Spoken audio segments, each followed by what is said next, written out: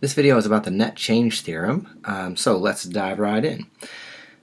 The net change theorem says that if you integrate a rate of change, it gives the net change in the sort of parent function. And by parent function, I mean the sort of position function. So like, for example, a classic relationship in calculus is that position, if you take the derivative of position, you get velocity. If you take the derivative of velocity, you get acceleration, right? And you can sort of follow that down the physics rabbit hole. There's a sort of nested chain there. But in terms of symbols, it looks like this. The integral of a rate of change gives the net change, right, and whatever the function is. So essentially, if I have a derivative function, and when I integrate it from a to b, that gives me the net change in the sort of parent function or underlying function, if you want to think of it that way, like whatever the function that this represents the rate of change. Now, if you look at this and you know what the fundamental theorem of calculus says, part 2, this looks basically exactly the same. I mean, like it says that if you want to evaluate this definite integral, you do it by taking an antiderivative, right, and evaluating the endpoints. And this is basically the same as that, but it's a sort of different interpretation. So to sort of see exactly why this is useful to sort of think about in this way, let's just work an example. So let's say a particle moves along a line with velocity t squared minus t minus 2, where t is time. And we want to find the displacement for t between 1 and 4, and then we also want to find the total distance traveled by the particle in that same time frame. Okay, so first let's just talk about the difference between these two, right? So displacement, this is the net change. Okay, so when you see displacement, that's sort of like where did you start up, where did you end, right? Like that's how much the displacement is. The total distance traveled keeps track of backtracking. Okay, keeps track of backtracking. And the way that I would sort of always explain this in class is to say that, let's say I take a trip to the grocery store. Okay, so I leave my house. So here's my house, and here's the grocery store. I leave my house and go to the grocery store. Let's say that's 2 miles. And then I come back from the grocery store back home. That's another 2 miles. So the displacement for that trip is 0. I start and I end at my house. But the total distance traveled is 4 miles. Okay, so that's the sort of distinction between A and B here. Displacement, or net change, that's sort of saying I started at my house, I ended at my house, right? So the net change is 0. The displacement would be 0 in this example. So we're sort of counting one direction as like positive distance and then the other as negative distance. Like I'm measuring distance from my house and I'm increasing up to 2 miles and then I'm decreasing it, right, in this direction. Versus total distance traveled, that says I don't care what direction you're going, I just want to know what the odometer says. So the way you calculate these things are different. So let's go ahead and see how we can use the net change theorem to think about this. We'll start with A. So displacement is net change. Okay, so if I want to know how far I travel in this original problem, right, where a particle is moving along a line with certain velocity, the displacement is just the antiderivative. So the displacement, usually the letters for distance is s, or position is s, and then you have velocity and acceleration. So here we're given velocity, and we want to know, right, like what was the net change in distance? Well, the net change in distance, right, will be, so net change in distance, that's going to be the integral of velocity. So this is what the net change theorem says above, which is if I want the net change in distance, I just need to integrate velocity, which is the derivative. So in this case, I'll integrate t squared minus t minus 2 dt, and I'll do it over the appropriate interval because we were asked about the interval from 1 to 4. And this will give me the net change in the distance. Okay, so we know how to do this from the fundamental theorem of calculus. We take an antiderivative for this, so 1/3 t cubed minus 1/2 t squared minus 2t, which we'll be evaluating from 1 to 4. So then when I plug in 4, right, that's going to give me 64 thirds minus 16 halves minus 8. When I plug in 1, I'll get 1/3 minus 1/2 minus 2. So then, cleaning this up a little bit, I have 64 thirds minus 1/3, so that's 63 thirds, This is minus 8, minus 8. I already did the minus 1/3. That'd be plus 1/2 plus 2.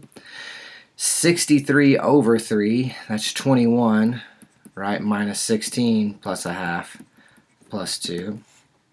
So that's 5, 6, 7.5, or a grand total of 15 halves, whatever the units are. We weren't given units, but this says I traveled 15.5 units over this time interval, which is fine, okay? So that's the net change in the position, or the displacement, right, for the position.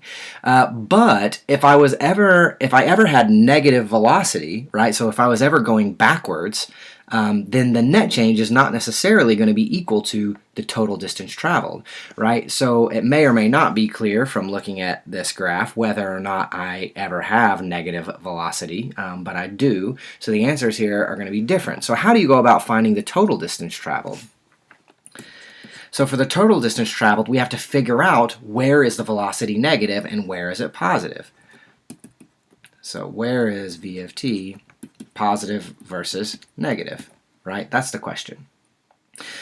So you might pause the video and ask yourself how to answer this. So the way we're going to do this is to take velocity, which is t squared minus t minus 2, and figure out where it's equal to 0, to sort of figure out where our intervals of positive and negativity exist. So here I should be able to factor this. Right, so this looks like t minus 2, t plus 1, which would give me t equal 2 and t equal negative 1 as solutions, except do I care about this one? It turns out I don't, because the interval that I was originally asked about is 1 to 4, right? So this one's not in the interval.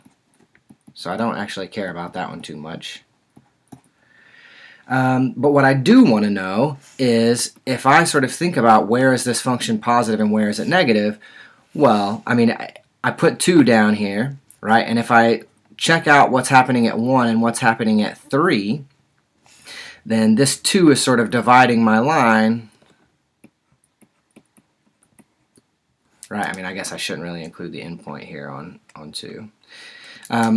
But this 2 is dividing my line into sort of function behavior. So if I plug in 1, I can see that this one is negative and this one is positive. So it's going to be negative over here. And if I plug in 3, they're both positive, so it's going to be positive over here. So Vt, right, is negative from 1 to 2, and positive on 2 to 4. So the reason that this is important is because now I can just integrate in pieces and take the absolute value of whatever the values are. So essentially what I'm trying to do, if you think about integral as being area under the curve, what I want to do is take something like this and turn it into something like this, right? Where I'm sort of taking this negative piece and changing it to positive, so that instead of canceling each other out, right, like positive area and negative area, instead of canceling each other out, I want them to sort of both work in the same direction so I can keep track of everything. So what I need to do here is, if I want the total distance, is to split up the places where it's positive and negative. So I'll take the integral from 1 to 2 of velocity, and I'll take its absolute value, and I'll also take the integral from 2 to 4 of the velocity and take its absolute value. And really, I don't even have to know which ones are positive and negative as long as I just take the absolute value of each piece. The important thing is I have to know where the cutoffs are, right? This 2 is what's important, knowing that 2 is where it changes from positive to negative or negative to positive, because that tells me where to split my integral. So in this case, right, I'm taking the integral of 1 to 2 t squared minus t minus 2 dt, and I'm also taking the integral from 2 to 4 of the same function. And I want to take the absolute value of whatever these things give me. So this is the same antiderivative as above, so 1/3 t cubed minus 1/2 t squared minus 2t. And I'm going to evaluate that from 1 to 2 and take the absolute value. And then I'm also going to take 1/3 t cubed minus 1/2 t squared minus 2t. Evaluate that, 2 and 4, take the absolute value. So you can check. I'll leave it to you to sort of plug in these values and see what you get. But when you do all of this, you should end up with 59/6. Now, this should never be more. This should never be less than the displacement, right? Whatever I get for total distance. So maybe I should make a note here. The total distance traveled should always be greater than or equal to the displacement, right? Because if you never backtrack at all, then these should be exactly equal. But if you do backtrack, then the total distance should end up being more. And in this case, we ended up with 59/6 for our total distance, and we ended up with 15/2 for our displacement, which, if you want to make a common denominator, turns this into 45/6, right? So we did do a little bit of backtracking, which we knew because we knew that our velocity function was negative on this interval. So that's where our sort of backtracking comes in. So the net change theorem says, let me scroll back up here. The net change theorem says that if you want to know how a function changes, right, on some interval, then you can just integrate the derivative, right? So if you know the rate of change, you can integrate it over an interval, and that will tell you how the original function sort of changed, sort of net change, the displacement. But if you want to know total distance, there's a sort of, you have to take into account that you need to split up the places where it's positive and negative to avoid sort of these things canceling each other out. You want to make sure that they're sort of all working together and not sort of working against each other.